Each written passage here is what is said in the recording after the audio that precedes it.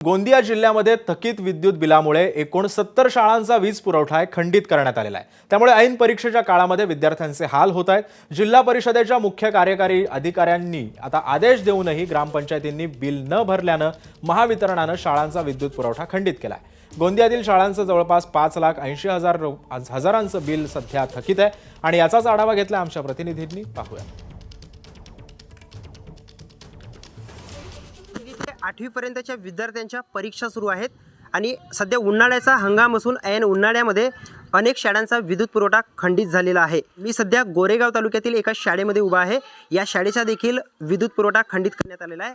आपण बघू शकता महावितरणच्या वतीने मागील 1 महिन्यापासून बिल थकीत असल्यामुळे विद्युत पुरवठा खंडित करण्यात आले आहे आणि याचा परिणाम जो आहे तो विद्यार्थ्यांना याचा त्रास सहन करावा लागत आहे। एकंदरीत जर गोंदिया जिल्ह्याचा आपण विचार केला तर एकूण 69 शाळांचा विद्युत पुरवठा खंडित करण्यात आलेला आहे आणि या 69 शाळांमधील जवळपास 2300च्या वर विद्यार्थ्यांची परीक्षा सुरू आहे। त्यामुळे ऐन परीक्षेच्या काळामध्ये विद्यार्थ्यांना मोठा त्रास सहन करावा लागतो आहे। तर संपूर्ण जिल्ह्याचा जर विचार केला तर एकूण 5,80,000 बिल थकीत आहे। त्यामुळे 69 शाळांमधील वीज पुरवठा खंडित झालेला आहे। तर दुसरीकडे जिल्हा परिषदेच्या वतीने या सर्व शाळांमधील विद्युत पुरवठा सुरळीत करण्यात यावा यासाठी ग्रामपंचायतींनी विद्युत बिल भरावा असा आदेश काढलेला असताना देखील अनेक ग्रामपंचायती अशा आहेत की ज्यांच्याकडे निधी नाही आहे, त्याच्यामुळे आम्ही हा विद्युत बिल भरू शकत नाही अशी तक्रार त्यांनी केलेली आहे।